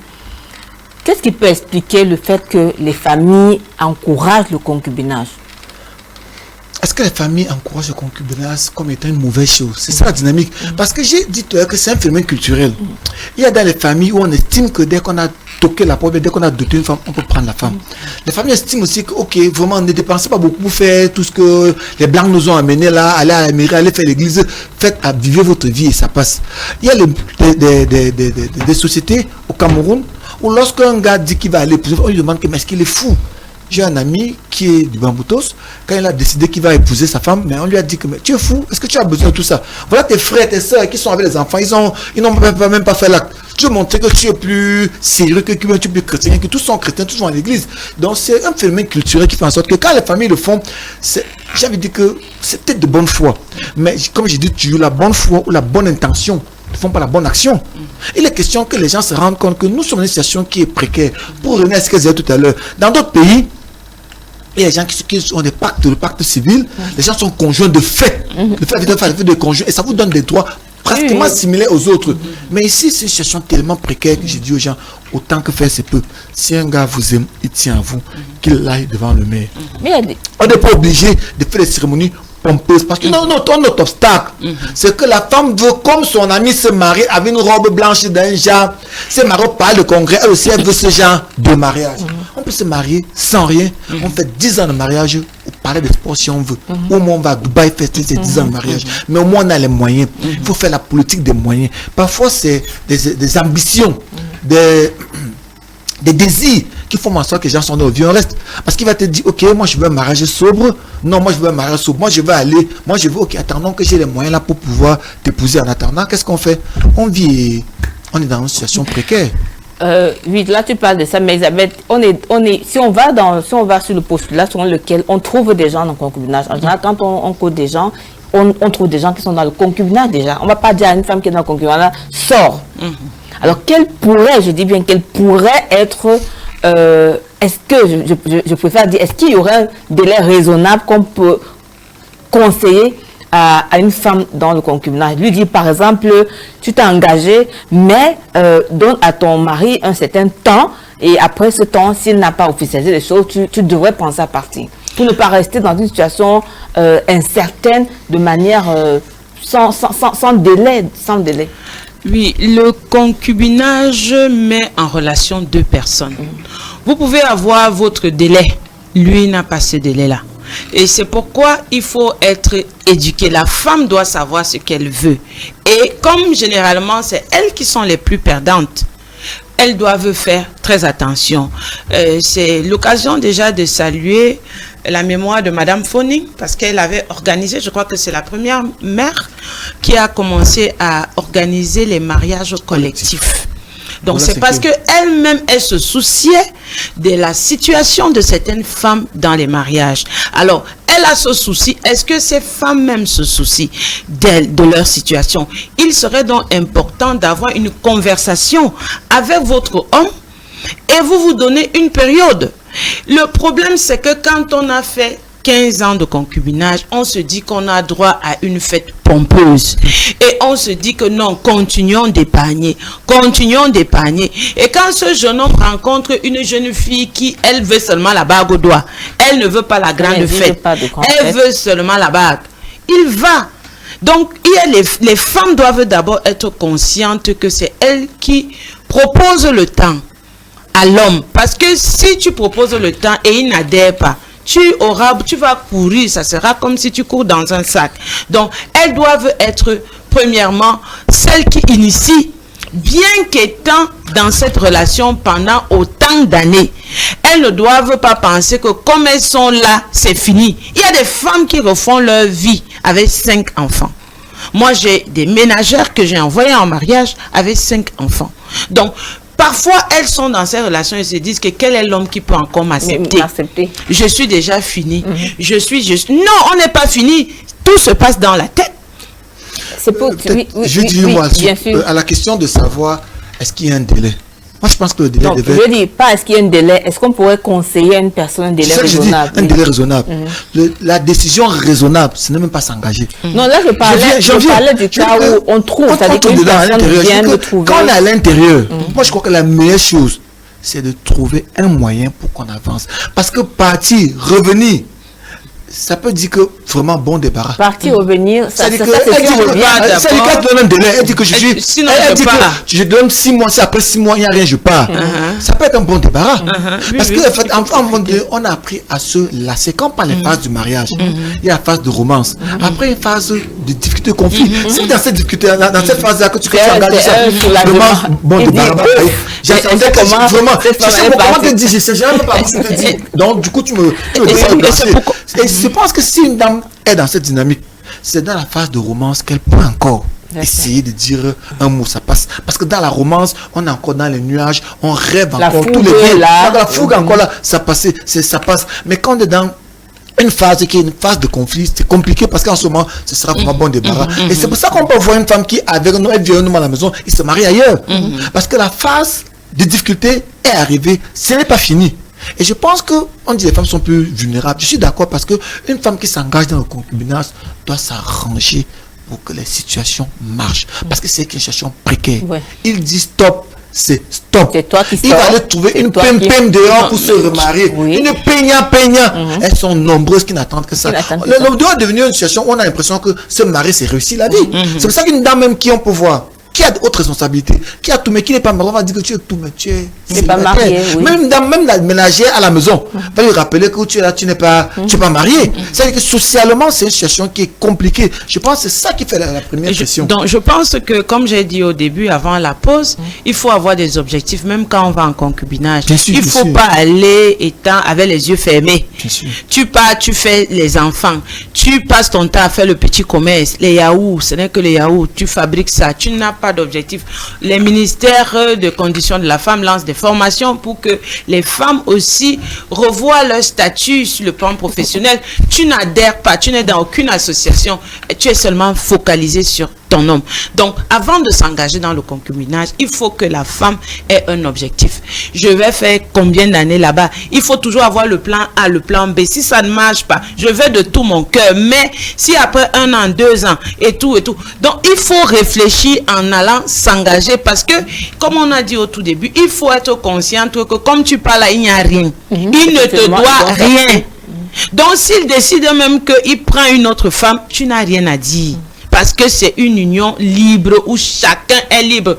Il y a même certains qui vont, je conseillais une dame là qui est en concubinage, il est infidèle. Et je l'ai trouvé, son ancienne camarade de classe, il cause trop au téléphone avec elle. Dans la relation de concubinage, il n'a pas droit à la fidélité. Il n'a aucun engagement. Donc même la fidélité là, il ne te doit pas ça. Donc, il faut que les femmes soient conscientes parce qu'en fait, on est dans une société où les gens ne se cultivent pas. Les gens ne lisent pas. Les gens ne comprennent même pas où ils s'engagent. Parce que quand tu sais que... Et c'est comme si les hommes connaissent plus leurs droits que les femmes. C'est pourquoi, dans ce genre de situation, le jeune homme, il fait ce qu'il veut parce qu'il sait que la loi est libre de son côté. Mais toi, la femme, tu t'es engagée dans la relation. Tu ne sais pas que comme tu parles là, il ne te doit rien. S'il veut aujourd'hui payer la facture, si demain il veut, il ne paye pas. Il n'a aucun engagement parce que c'est une union libre. Chacun est libre de faire ce qu'il veut. Donc, en fait, il même faut si on ne connaît pas les droits, si chacun fait ce qu'il veut, elle est perdante parce que dans ce qu'elle veut, lui il est libre, elle n'est pas libre. Donc, je voudrais aborder un aspect qu'elle a relevé tout à l'heure, c'est celui de la formation que le MINPROF, que le ministère de la famille, d'ailleurs, le ministère de la famille fait des programmes effectivement. Il y a beaucoup de programmes qui sont faits par les églises, qui sont faits par les structures. Je vois qu'il y a un séminaire à Garoua qu'on dit qu'on va nous inviter pour aller mariage collectif. Je crois que c'est un pasteur hier qui me dit qu'il fait dans sa communauté les mariages collectifs. Je crois qu'un autre aspect de ce qu'il y a, c'est nos croyances religieuses. Nos croyances religieuses voudraient que nous soyons mariés avant de nous engager. Alors, et les femmes qui sont dans le concubinage sont mis comme au banc de touche. Mais qu'est-ce que l'Église, de manière générale, fait pour récupérer ceux qui sont déjà dans l'union libre? Parce que si un couple vient vers moi pour travailler, pour préparer son mariage, même quand je fais un travail, je ne vais pas dire aux gens, séparez-vous. Je vais prendre tels qui sont venus. Tels qui sont venus. On les aide à pouvoir avancer dans la dynamique où ils sont. Parce que Dieu nous prend tels que nous sommes. Mais pourquoi est-ce qu'à l'église, dans nos églises, de manière générale, on a tendance à penser que les personnes qui sont en concubinage sont des personnes à mettre au banc de discipline, au dernier banc où il faut où on les sont regardés comme des personnes marginalisées. Mais pendant que celles-là est au banc de discipline. Il y a l'autre qui est là, une soeur qui est là, elle a 40 ans, elle a 50 ans, elle attend le frère, aucun frère ne vient. Très souvent, les frères vont chercher les soeurs ailleurs. Parce qu'effectivement, à l'église, il y a aussi beaucoup de contraintes. Pour épouser quelqu'un à l'église, les conditions sont tellement concrètes. Parfois, on est obligé d'aller se chercher ailleurs. Donc, le concubinage, c'est un fait social qui a même un impact, même sur le plan chrétien. Je pense que même nos pasteurs doivent avoir un impact à se faire. Je ne suis pas en train de dire qu'on demande aux gens d'aller vivre ensemble. Non, je ne suis pas en train de dire, mais quand les gens vivent ensemble, qu'on trouve moyen de les sortir et non les séparer, parce que les séparer ne les bénit pas. Cet aspect-là est très important parce que même certains pasteurs ne sont pas de bons conseillers conjugaux. Quand tu n'es pas beaucoup ne sont pas, il faut le dire. Voilà. Pas fait la formation. Chacun son appel, il faut le reconnaître. Chacun son appel. Pendant qu'on en parle, j'avais une séance de travail avec un homme hier aux États-Unis et hier dans notre séance de travail, je lui disais ça parce qu'il me parlait de certaines choses faites avec le pasteur. Je lui disais, mais vous savez, le problème qu'on peut aussi avoir avec des pasteurs, c'est que le fait qu'ils lisent la Bible et où il y a des versets bibliques qui parlent du mariage, ils se substituent naturellement comme des espèces. Je dis, il y a des personnes qui ont reçu le don de Dieu, qui ont été formés, qui ont l'appel, et qu'il y a des écoles, et normalement, un pasteur devrait, à des situations, pouvoir s'entourer des experts et dans des situations malheureusement. Mais le problème qu'on a, c'est que beaucoup de pasteurs sont experts en tout. Problème d'éducation des enfants, le Saint-Esprit va leur préparation de mariage, ils sont experts, accompagnement des couples, mais dans beaucoup de cas que je connais, où des gens sont venus vers moi pour me dire, on a vu des pasteurs, et ce qu'on nous a dit, priez. Je dis, mais oui, mais on prie sur la base de quoi? Il y a une crise, on ne va pas seulement prier comme ça, donc excusez-nous les pasteurs, on fait un procès contre vous. Nous honorons même l'appel de Dieu dans vos vies. Mais nous voulons comprendre que Dieu même a dit que dans le corps du Christ, effectivement, on a un corps et chacun a des dons et des talents. Quand il y a des cas qui demandent certains culs, on renvoie au pasteur. Il faut que les pasteurs connaissent quand c'est un problème qui concerne, on peut avoir une question, mais quand c'est un peu compliqué, qu'on dise, comme il y a un pasteur m'a écrit, il a d'abord me dit que pour tel couple, je souhaite que tu fasses telle chose. Voici comment ensemble on peut travailler. Oui, pour que tu fasses travail. Tu abordes comme ça, je vais faire comme ça. Mais si on n'a pas cette collaboration, c'est difficile. C'est très difficile. Ça m'amène à poser le problème du coaching là dehors. J'aime pas beaucoup l'expression coach. J'aime pas beaucoup. Parce que tout le monde est coach. Mais tu sais, tu n'as pas besoin d'aimer, tu as besoin de connaître ce qui sont les vrais coachs. Parce qu'il y a du coup, un peu comme les avocats, il y a les avocats partout, mais est-ce qu'on va aller vers tous les avocats? Quand je sais que j'ai fait une formation particulière, ça m'a coûté un peu d'argent de payer une formation en groupe pour faire cette formation. Et que quelqu'un qui quitte parce qu'il a une... Non, parce qu'il a une télévision, il a un téléphone, il a un ring light. Et il peut parler. Quand on m'appelle coach comme c'est ça que j'aime pas beaucoup. Tu as remarqué, j'aime pas beaucoup l'expression coach. Nous sommes dans une société où il y a n'importe quoi. Non, et puis moi je pense que les choses sont faites de telle sorte que les gens ne sont pas aussi fous. Les gens ne sont pas aussi fous. On va sur les réseaux sociaux, mais les gens écoutent les gens et ils finissent par écouter et disent je reste ici parce que je vois, j'écoute les conseils, je vois l'accompagnement et je vois. Alors on évolue. Est-ce qu'elle a commencé à parler de cette thématique? Est-ce qu'un homme qui décide de prendre une femme dans le concubinage peut lui imposer ou alors lui exiger la soumission? Mais parce que ce qu'on ne comprend pas, c'est qu'un homme n'épouse pas une femme, il la prend dans sa maison en concubinage et il est le premier à dire tu es une femme insoumise. Est-ce qu'il a le droit de dire que cette femme-là, qu'il ne veut pas épouser là, est une femme insoumise? Est-ce que ce mot doit pouvoir sortir de sa bouche? Bon, je comprends pas une question d'abord. Est-ce qu'un fiancé peut exiger à sa fiancée la soumission? C'est bien sûr. Préoccupation. Bien sûr que la réponse, tu connais la réponse. C'est non. Oui. C'est parce que et c'est ça que j'aime beaucoup le bandit en amour. C'est deux bandits qui joue au bandit police. C'est-à-dire que le gars est un bandit, mais qui joue au policier. La fille est une bandite qui joue à policier. Parce que comme elle a parlé à la fille qui exige qu'il soit fidèle. Quel engagement de fidélité. J'ai dit sur fiancé avec qui je travaille que vous êtes deux partenaires qui montent un projet. Le projet sera la maturation du projet, c'est le mariage. Et lors du mariage, on prend des engagements. C'est-à-dire que nous sommes trois, on fait un projet. Quelqu'un sera DG, l'autre sera DG, l'autre sera directeur technique. C'est au moment où on signe les accords que ça se matérialise. Avant, il n'y a pas de DG. Nous sommes trois partenaires qui faisons l'affaire. Donc, je crois que s'il n'y a pas engagement à soumission, s'il n'y a pas engagement à fidélité, on n'a pas de raison d'être soumis, d'être fidèle. Mais qu'est-ce qui m'empêche de chercher ailleurs pendant que tu perds mon temps là. Je peux me chercher d'autres. Puisque je suis en train d'essayer. Quand j'essaie, permets s'il te plaît, la voix, ça ne donne pas. Avec toi, la voix, ça ne donne pas. Je peux aussi continuer à essayer notre voix derrière le sous-bassement, en espérant que peut-être ce sous-bassement qui va donner la preuve. C'est que pendant qu'on est en train de vivre le vieux, on reste. Tu apprends demain qu'il est en train de se marier. C'est toi, ces hommes qui font ça. C'est toi, ces hommes qui font ça. Donc, c'est pour dire que il n'y a pas de raison de demander la fidélité, ni la solution, ni rien. Parce qu'elle a plein de choses que je vais terminer par quelque chose qu'elle a relevé tout à l'heure, c'est qu'il lui donne au fond le commerce, le petit commerce. Entre eux, se bat dehors. C'est elle qui est à la maison, aucun statut. C'est elle qui se bat pour nourrir toute la maison. Entre-temps, comme il a donné le fond de commerce, il se bat dehors. Il vit sa vie dehors, tranquillement. Que je m'occupe des enfants. Tu n'attends que les miettes. En fait, moi, je pense que les femmes doivent être conscientes du fait que la soumission qui est exigée par elles, comment est-ce qu'un homme qui n'est pas venu voir tes parents, qui ne t'a pas amené devant les pasteurs ou les prêtres, je ne sais pas trop quoi, qui n'a pas payé ta dot, vient exiger de toi la soumission et tu te sens dans l'obligation d'être soumise, mais c'est la bêtise et la naïveté. Parce que toi, tu vas exiger on a bien dit que le concubinage, c'est un engagement, c'est une union libre. Donc, pourquoi est-ce que toi, lui pense que tu dois être soumise, lui ne pense pas qu'il doit être fidèle? Non, alors, quand on est dans une relation, c'est 50-50. Tant qu'on n'est pas marié et tant que les choses ne sont pas clairement définies. Donc, en fait, dans cette question, c'est pour les personnes qui n'ont pas un esprit soit élevé, qui sont naïves et qui sont un peu petits dans la tête parce que il faut réfléchir. Tu ne peux pas être l'engagement, le mariage ou bien les fiançailles. C'est deux personnes qui sont ensemble et chacun est là pour lutter pour son intérêt. Pourquoi je vais être soumise?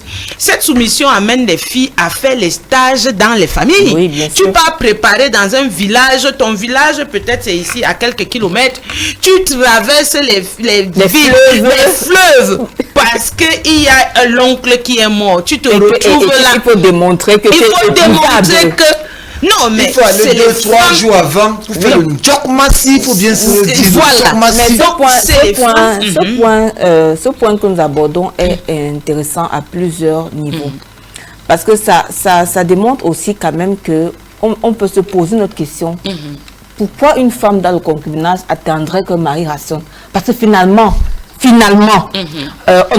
on n'exige pas qu'elle soit soumise.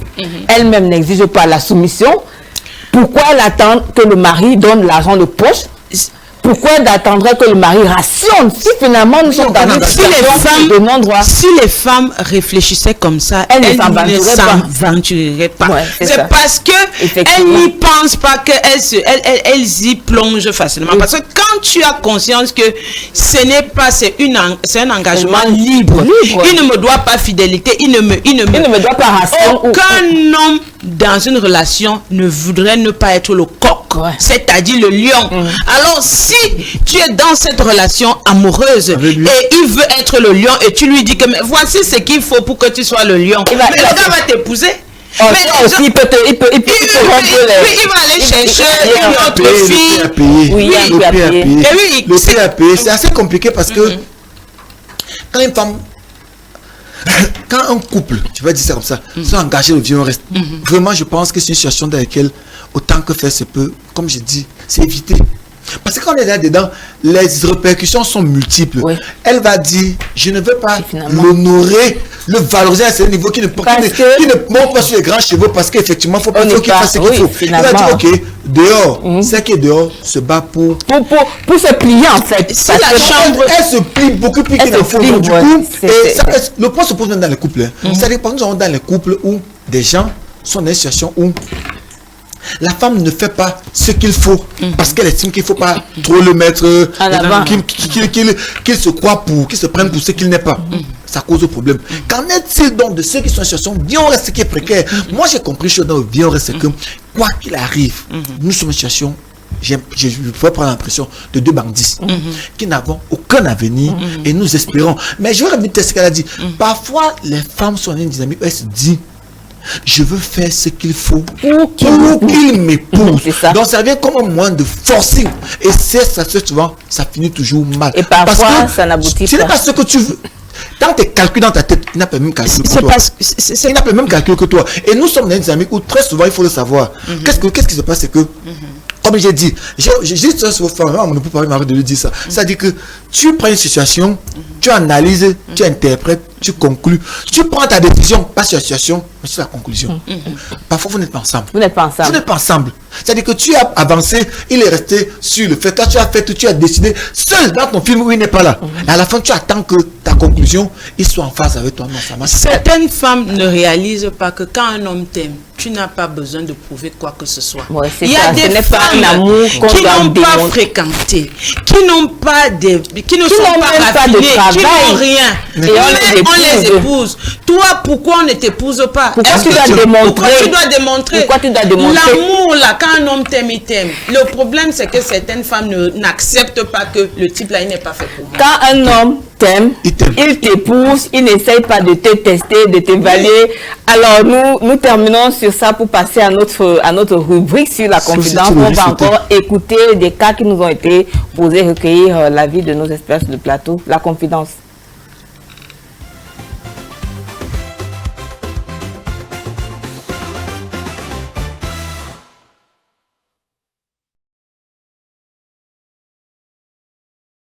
Nous sommes sur CEF Télévision, la source de télévision, dans votre émission Au cœur de la famille. C'est notre but, la confidence. Bonjour, Kodze, 21 ans de concubinage. Wow. J'ai fait 21 ans de concubinage avec mon homme et j'étais fatiguée d'attendre qu'il vienne me doter et m'épouser de manière honorable.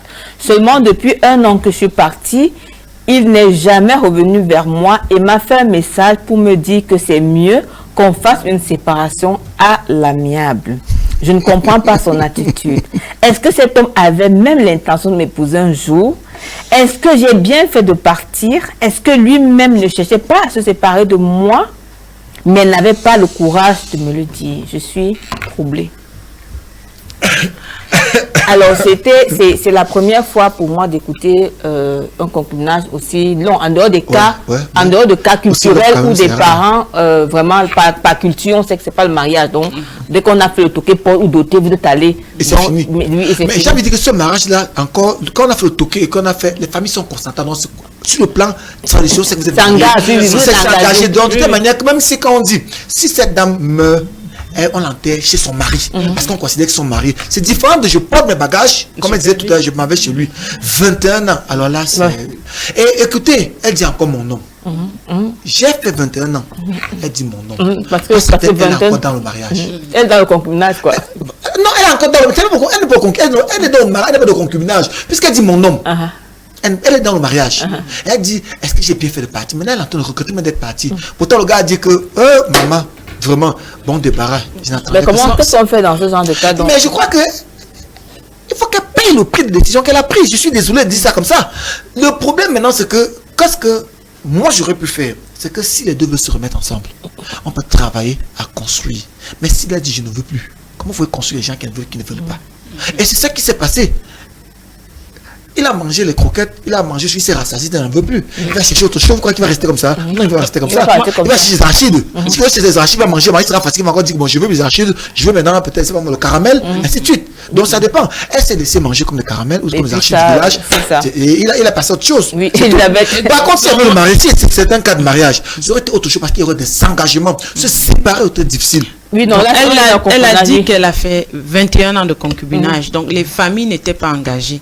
Elle s'est habituée à vivre pendant 21 ans chez le monsieur. La première chose que je remarque, quand j'ai écouté l'histoire, elle a dit, elle a utilisé le mot honorable. Il devait m'épouser à la fin de façon honorable. Vous voyez, parfois, certaines femmes attendent le grand mariage parce que il y a sa cousine qui s'était mariée en année X et il faut que quand son tour arrive, et le monsieur est dans la pression pendant tout ce temps. Il ne sait pas. Il y a des femmes, pour déconstruire l'idée qu'elles ont du mariage, c'est compliqué. Et il est là, il subit. Le jour où il réussit de voir l'échappatoire, il s'en va. Donc, si elle est partie, quand elle allait. C'est pourquoi le conseil familial est important. Quand on demande à certaines jeunes dames de respecter le poids de la famille, le problème avec certaines dames, c'est que quand elles ont trouvé un homme qui l'accepte, elle oublie qu'elle a une mère, elle oublie qu'elle a un père et des frères. Parce que quand il y a un problème dans un couple, pour un homme qui est sérieux, il écoute quand même le beau-père, entre guillemets, parce qu'il y aura un conseil de famille. Il y a des engagements, des engagements, oui. Qu'est-ce qui se passe? Et la famille va essayer d'arranger, mais elle a vu qu'elle a trop dur. Elle a porté, elle assume. Elle ne sait pas, elle n'est pas allée voir, elle n'a pas impliqué sa famille dans les relations, ni la belle famille. Ce qui fait que c'est une femme tellement indépendante. Elle a beaucoup d'énergie, mais elle canalise mal l'énergie, parce qu'il faut très bien comprendre. Quand on décide de s'engager, il faut avoir son derrière assuré. Savoir que tu amènes même l'homme à prendre un engagement vis-à-vis de ta mère. Il y a des belles mères qui sont tellement, des mamans qui sont tellement géniales. Elle sait que le gars là, il n'est pas facile, mais elle sait comment amadouer. Quand la belle fille, quand ta fille même quitte là, tu peux avoir que ouais, mon fils, qu'est-ce qui s'est passé? Elle essaye d'arranger, mais quand je lis l'histoire, je ne sais pas si soit sa famille, aucun soubassement. Ce qui est sûr, c'est que on ne peut pas imaginer qu'une femme fasse 21 ans dans la maison d'un homme sans que sa famille ne soit au courant. Non, la famille est au courant, mais pas impliquée. Non, je dis sans qu'il y ait d'interaction. Si, c'est possible. Non, ce n'est pas faisable. Je dis, je sais pas à quel niveau c'est faisable. Vous ne pouvez pas être 21 ans dans la maison d'un homme et que cet homme ait un deuil, par exemple. Vous n'y allez pas, ou que les membres de votre famille. Non, je parle même des membres de votre famille. Non, je viens. Il y a quand même, après 21 ans, quand même, il y a une fête. Mais il y a des interactions. On est sans engagement. On est d'accord. Mais qu'est-ce que s'il n'y a pas d'engagement? Je prends un exemple, Nelly. Je suis venu à l'émission, c'est engagé que je viens. Je suppose que je viens, on n'a aucun engagement. Je ne serai pas ton panéliste, on est d'accord? Oui. Ça c'est clair. Mais tu penses que je serai panéliste, on n'a pas d'engagement, je ne serai pas là, on est d'accord? C'est pour dire que c'est pas parce que les familles ont vu, les familles ont accompagné qu'il y a un engagement. Comment ça se passe? Parce qu'ils sont présents, ils ont fait des enfants, les familles se rencontrent, c'est possible. Mais c'est quand le problème se pose qu'on comprend effectivement que on s'était bâti sur du sable. Et dire qu'il y a des enfants qui sont difficiles, des enfants qui s'entêtent. Et les parents, quand tu as un enfant entêté, tout ce que tu peux faire, c'est toujours accompagner l'enfant, même dans la bêtise. Mais je pense elle peut avoir fait 21 ans dans ce foyer sans que ses parents aient un mot à dire. C'est possible. On ne sans peut que les deux pas. familles soient rencontrées, Même parler de leur mariage. Ils sont rencontrés à des deuils. Oui, bien sûr. Mais on n'a pas eu à avoir des assises, par exemple. Il n'y a pas eu des assises. Donc, il y a tellement de choses. Bon, pour que la femme essaie de reconquérir le monsieur, si c'est encore possible, parce que c'est pourquoi j'ai dit au tout début, il faut impliquer les gens. Les filles qui vont dans des relations amoureuses pensent souvent que l'amour a commencé avec elles. L'amour n'a pas commencé avec toi. Et c'est différent. Non, il faut assurer ton arrière. Il faut que les membres de ta famille soient impliqués. Parce que quand ça va être difficile là-bas, ils pourront être avec toi. C'est pour ça qu'on m'arrache sur les deux familles, pas les deux personnes. Je pense que je dirais que, je crois que la personne a bien compris, mais je pense qu'une erreur que la dame a faite, c'était d'avoir décidé de partir de manière unilatérale. Parce que moi, si elle m'avait consulté, je lui aurais dit, faut pas partir. Je lui aurais dit ne pas part pour qu'on essaie de voir comment faire pour que tu passes. Après 21 ans, quand tu pars, c'est quand même 21 ans de ta vie que tu as dans cet homme. Et puis surtout qu'elle ne dit pas que 21 ans, c'est parce qu'il me maltraitait. Donc on n'a pas de cas de maltraitance qu'elle ne s'occupait pas de moi, mais elle voulait être mariée. Elle voulait un mariage honorable. Voilà son vrai problème. Si on lui demandé de faire l'assise, ça veut dire que les familles se retrouvant, ça devient une alliance de fait. Ça ne sont pas le problème. Créer un lien de fait, c'est-à-dire que ça poserait les bases d'un mariage, même si ce n'est plus, on a pété d'accord, les familles s'engagent maintenant. Et là, ça va retirer. C'est-à-dire qu'avant de partir, les familles seraient engagées parce qu'ils se connaissent déjà dans le de manière naturelle, la famille se serait impliquée. Mais comme elle voulait son mariage honorable, et c'est là où le problème, je suis d'accord avec elle, le rêve, son mariage honorable n'est pas arrivé. Mais c'est aussi possible que quand elle parle de se marier honorablement, c'est pour dire la mairie, l'église, c'est-à-dire que pas forcément pour dire que c'est un beau mariage, mais pour dire que je veux que ce soit, les choses soient honorables. Une place, Si, on fait un mariage, une place. honorable On fait la aussi. mairie, une place. Elle aurait montré la place de sa famille dans cette décision. On ne voit nulle part. Moi, j'ai l'impression que j'ai affaire à quelqu'un de très indépendant. Elle prend des décisions sans consulter. Donc, le foyer va mal. Que ce soit un foyer légal ou pas, ça va mal. Elle s'est retournée vers qui? C'est quand elle est déjà partie. Vous savez, c'est difficile quand on est parti de revenir. C'est difficile quand vous êtes parti, même que l'homme accepte que vous entrez. Il a même déjà dit, hein, c'est mieux qu'on reste. Oui. Ça veut dire que lui, il en avait marre. Comment est-ce qu'il vit cette relation-là? Parce que si le relation se passait bien, il aurait pu dire que vraiment ma chérie est bien. Peut-être que c'était déjà un poids même. Oui. Peut-être que c'est un poids. Je confirme le fait qu'elle soit indépendante parce qu'il aurait pu dire, ok, vraiment ma chérie, tu es partie, tu me rends compte que tu me manques, reviens. Mais elle est partie, elle a dit que, Seigneur, vraiment, bon débarras. Ça veut dire que même en tant qu'épouse, elle n'était pas aussi après facile. 21 ans, quand même, il y a un certain attachement. Un attachement Parce qui que est quand fort. l'autre décide de partir, on ne lui envoie pas un message pour dire séparons-nous à l'amiable. Comme le monsieur a dit. Nous sommes mariés. Séparons-nous à l'amiable. Même dit à la femme là que, au mari là que, Alors, on va prendre notre deuxième et dernière confidence. Bonjour, Côte. Après 7 ans de vie commune, je suis résolue d'épouser dignement la mère de mon enfant. Seulement, ma famille m'exige aussi qu'il faut qu'elle accouche un deuxième enfant, car on a un autre premier enfant au début de notre relation et depuis on n'arrive pas. Moi-même, je voudrais d'autres enfants, mais j'essaie de gérer avec. Ma famille s'est clairement positionnée pour ne pas m'accompagner dans le processus de mariage. Je suis confus et cela me freine. Vraiment, moi je pense que ça c'est un petit banditisme qui veut s'installer. Parce que quand une femme vit 7 ans avec un homme, il y a les contraceptions qu'elle fait. Et parfois, tout ce qu'elle prend pour l'empêcher de tomber enceinte peut être en fait un blocage. Et donc maintenant, si le blocage est installé, il veut exiger quoi? Il faut qu'il continue la patience. Non, il a dit que c'est sa famille. Lui veut s'engager. Mais n'oubliez pas que vous venez de dire que Elisabeth, tu viens de dire qu'il faut que la famille soit impliquée. Donc, il essaie de tenir compte de la vie de ses parents qui disent que il y a ça. Il y a le fait que nous sommes dans des familles africaines où le nombre d'enfants est important. On a peur d'épouser une femme qui va nous faire un enfant après si l'enfant décède. Donc, finalement, quelque part. Donc, il faut tenir compte de tout ce contexte-là. Non, moi, je pense, Nelly, ce n'est pas une fille qui vient avec un enfant.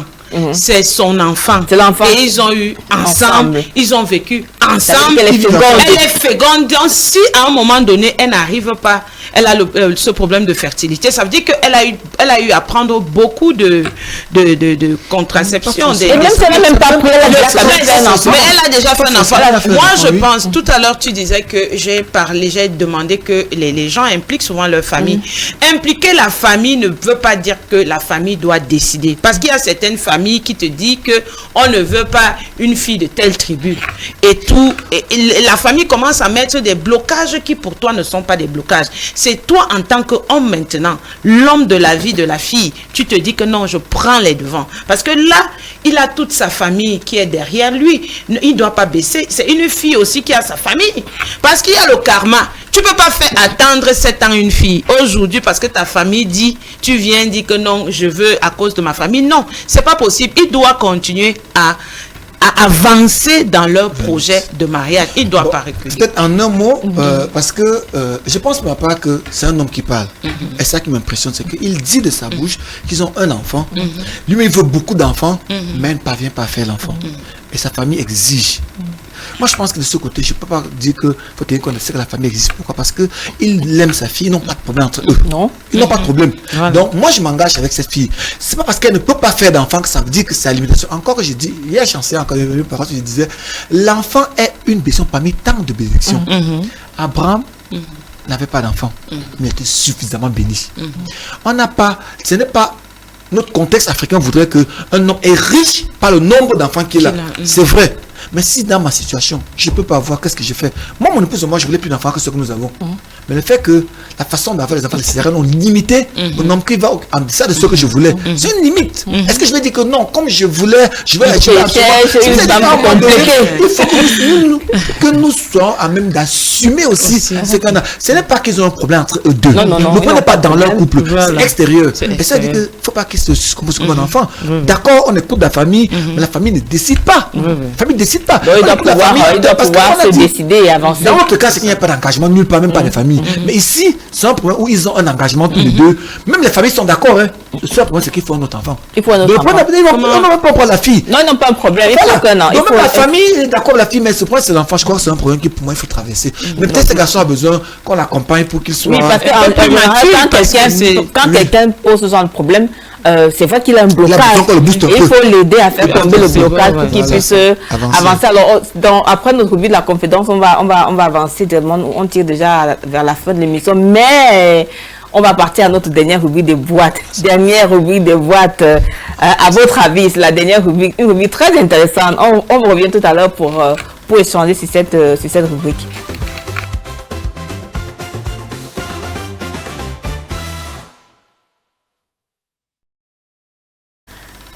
Alors, à votre avis, une boîte qui a des questions préparées et chaque panéliste va choisir une question va faire le choix d'une question à laquelle répondre. Donc, tu me remets. Voilà, elle a pris. Elle vérifie. Oui. Elle vérifie si oui, elle va vérifier si la question te convient. Tu la gardes. Très bien. Alors, Osé n'aime pas changer les questions. Très bien. Alors, le principe est simple. Vos questions vous arrangent. Donc, Elisabeth, tu nous lis ta question et tu nous réponds de manière droite. Et puis, si tu veux expliquer un peu, tu expliques. Mais il faut d'abord que tes réponses soient droites et puis un peu d'explication. Une femme de 40 ans et plus en attente de mariage pourrait-elle s'engager dans le concubinage de peur de finir seule? Très bonne question, Nelly. Je pense que le mariage dépend déjà des valeurs de tout un chacun. Si tu es chrétienne et que ça ne vient pas encore, il faut que tu attendes. Tu ne vas pas te précipiter de peur de finir seul. Les miracles de Dieu, ça n'a pas d'âge. C'est l'homme qui est limité.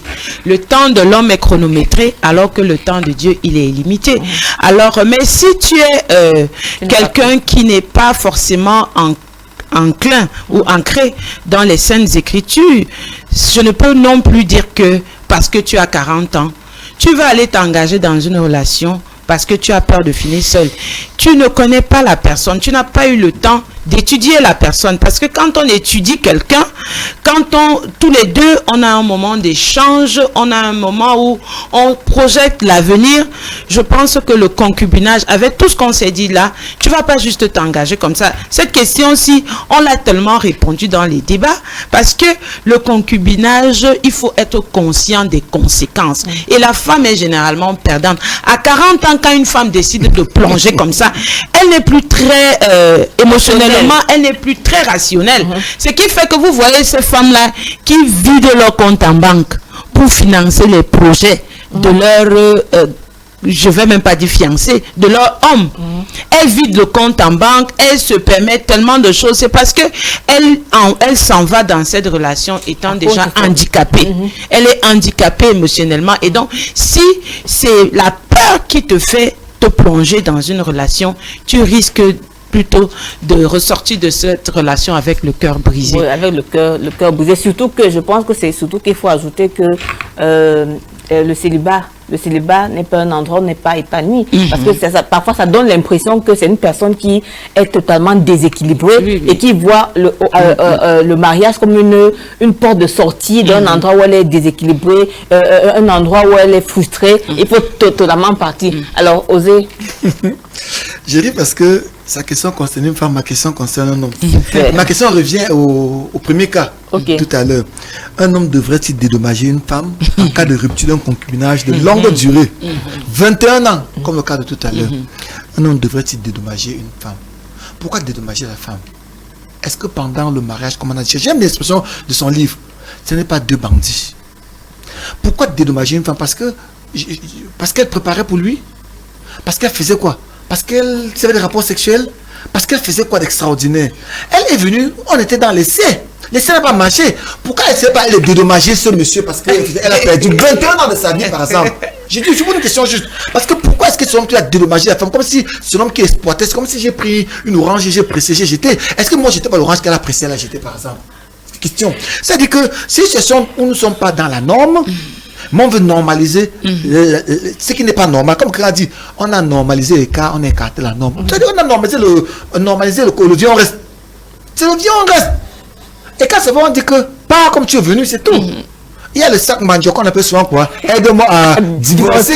Là, aide-moi à rentrer comme il était venu. Aide-moi à rentrer. Je ne peux pas parler de dédommagement parce que, quoi qu'il arrive, j'imagine que dans une telle situation, avec quelqu'un avec qui j'ai vécu le cas tout à l'heure, 21 ans, il y a un attachement. Chacun il y a un attachement aussi. Donc, du coup, chacun est détruit et brisé. Il faut se reconstruire après un tel temps. Peut-être elle est partie, peut-être il l'a mis dehors parce que c'était compliqué. Mais ça reste qu'il y a quand même des blessures émotionnelles qui sont restées, qu'il faut construire. Dédommager, je pense que celle qui pense qu'il doit être dédommagée, c'est comme on dit que, est-ce qu'il faut dédommager la femme qui travaille qui est à la maison, entre guillemets, qui ne fait pas au boulot par rapport à l'homme qui travaille. Si c'est un bien commun pour nous deux, pourquoi? Donc, je pense que les deux sont embrouillés, ils ont essayé, ça n'a pas donné chacun.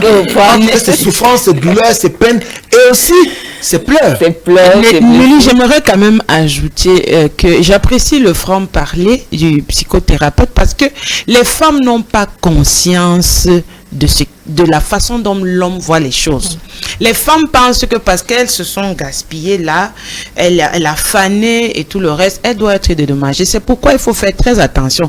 Quand on décide de se lancer dans le concubinage, regardez comment l'homme il parle, l'homme pense. L'homme ne pense pas comme la femme. C'est les femmes qui vont toujours crier que oh, j'ai accouché, j'ai fait ceci. L'homme lui ne voit pas comme ça. L'homme voit que mais nous deux on était là-bas, chacun de nous a tiré profit. Donc, si tu as perdu, rends grâce à Dieu. Si tu n'as pas perdu, rends grâce à Dieu. Alors, c'est cette note d'humour qu'on va s'arrêter. C'est un thème très intéressant, j'espère vraiment que nos téléspectateurs ont vraiment bien profité de cette thématique. On a essayé de retourner un peu les questions dans tous les sens. J'espère vraiment que vous avez été édifiés. Merci Isabelle d'avoir été là. C'est toujours un plaisir de t'avoir. Tu as ton livre là? Oui, bien sûr. Les bandits en amour, c'est-à-dire qu'on en a vraiment parlé. C'est-à-dire un peu comme pour dire que le concubinage, c'est vraiment une relation de bandits. L'un qui vient profiter ou alors deux bandits qui se mettent ensemble et puis on va voir qui sera le chef bandit à la fin, qui va tuer l'autre. Alors, un numéro où on peut avoir le livre? Le 6 95 97 94 66 pour avoir le livre. Ou alors écrire sur le web Coach Belle Elisabeth sur Facebook. Et vous serez en contact direct avec la coach. Merci notre psychothérapeute. Elle dit que ce genre de questions, nous fallait un homme. C'est-à-dire que le psychothérapeute, la pensée de l'homme, parce qu'on a vraiment besoin de comprendre ce qu'ils font avec les femmes en concubinage. Merci vraiment pour tous les classes que tu nous as apportées, pour ton expertise. C'est un plaisir. Vraiment, et on se voit très bientôt parce que tu es encore dans la file, donc on va couper le pas. Merci, chers téléspectateurs. Merci vraiment d'être fidèles à ce programme. Ça fait beaucoup de plaisir que nous nous retrouvons chaque mardi quand il est 14h dans votre émission, votre programme consacré au bien-être de la famille, au code de la famille, sur la chaîne de télévision, Source d'eau télévision. À mardi prochain et que le Seigneur bénisse vos familles. À bientôt.